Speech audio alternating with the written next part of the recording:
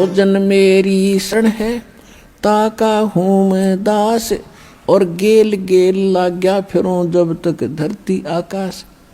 एक बार इस सच्चे नाम से आज कोई जुड़ जाएगा। आज उसने नाम ले लिया, कितना रोगी है, और चाहे उसकी कल मृत्यु हो जा, नाम लेते भी हो जा, तो अभी परमात्मा अपने बही में लिख लेगा उस आत्मा को कि मेरी होगी भी।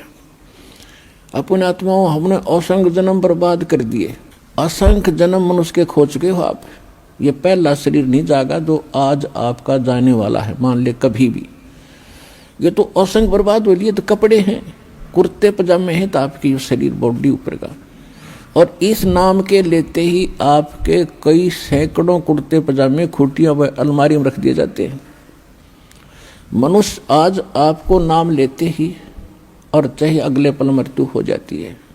वैसे तो ऐसा नहीं होगा, जो सच्चे दिल से आते हैं उनको राहत मिलती है, उनका मनुष्य जीवन एक्सटेंड होता है, आयु भी बढ़ाता है परमात्मा। एक उदाहरण के लिए कहते हैं कि जो अविश्वास रूप में भी आकर नाम ले लिया, अब देखेंगे किसी के कहने से आते हैं रोगी बहुत से, तो कि देख लेते हैं एक बार चल के, तो वो उनको भगवान वैसे उसको एक्सटेंड नहीं करेगा। उनका पता है कि इसको मैंने जीवन भी दे दिया, यू आगे फिर वो बकवाद करेगा। तो परमात्मा ने तो अपनी आत्मा देखनी है कि इसका उद्धार क्यों कर होगा। तो नाम लेते ही यदि उसकी मृत्यु भी होगी तो भी भगवान के अकाउंट में आ गया, और 10 महीना में फिर जन्म देकर उसको फिर बरवाला बुला लेगा। वह शुरुआत होगी उसके जीवन की। तो यहाँ आने वाले व्यक्ति को हानि कति नहीं है, और कति ज्ञान सुनकर समर्पित होकर आओगे तो आपकी कैंसर का बाप भी ठीक हो जा। भगवान किसे कहते हैं? वाह भाई वाह।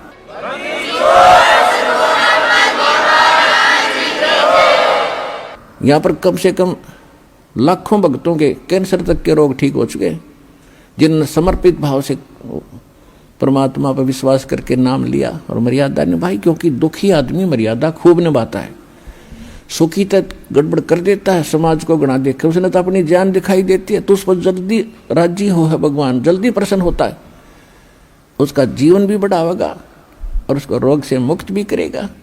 लेकिन करेगा अपने हिसाब से, उसकी नीत देख के कि आगे कहीं और गड़बड़ ना कर देगी। तो कहने का भाव है, जो प्रसंग हमारा उसी पढ़ाते हैं। तो परमात्मा से जो हम मांगते हैं वो यही मांगनी चाहिए कि साईं इतना दीजिए जा मैं कुटुंब सुमावे, हम भी भूखे ना रहें और अतिथि न भूखा जावे। तो यहाँ आने वाले भक्त को लगभग 80% व्यक्ति जो हैं ये दुखी आते हैं, और उनके लिए वो दुख एक वरदान बनेगा, एक वरदान सिद्ध होगा उसके लिए। तो आपके लिए प्रार्थना है कि परमात्मा पर विश्वास रखना और कुछ समय देना भगवान को।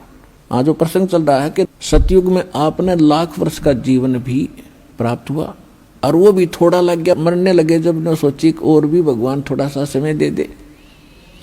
त्रेता में हजारों वर्ष का रहा, द्वापर में भी 800-900 वर्ष तक जीवन रहा है जीव का,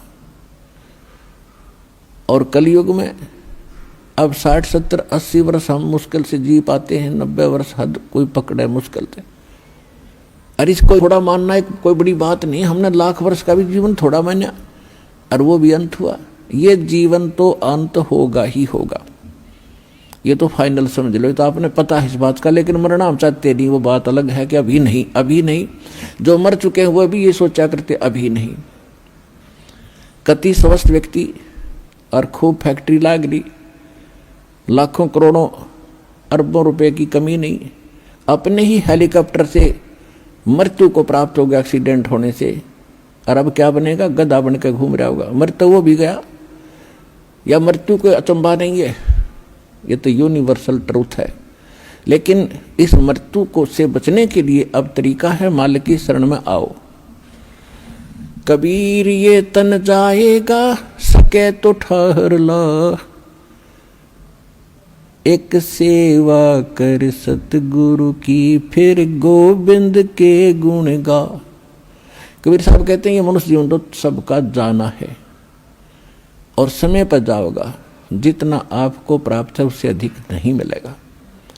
एक प्रियव्रत नाम का राजा था, उसने 11 अरब वर्ष तक तप किया और 11 अरब वर्ष तक उसको राज्य मिल गया।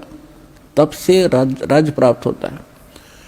अब 11 वर्ष अरब राज्य करके जब वो मरण लगा, 11 अरब वर्ष तक राज भोग के, इतने ठाठ माना हम तो राजा के। मरते समय जब यम के दूत उसको लेने आए तब उसने एक का प्रार्थना की कि मुझे कुछ श्वास और दे दो। बता, 11 अरब वर्ष में तो किला तोड़ा नहीं, ये कुछ सांसों में तो किला तोड़ देगा। यम के दूत कहने लगे, खबरदार, तेरे ताई एक भी सांस लेने का आदेश नहीं है, और टीटी भी पकड़ कर घसीट ले गए उस राजा को।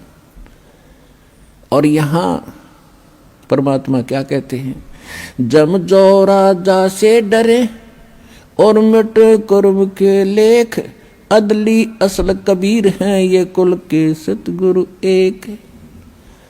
मासा घटे न तिल बधे, विद ना लिखे जो लेख, और सच्चा सतगुरु मेट करवाई ऊपर मार दे मेघ।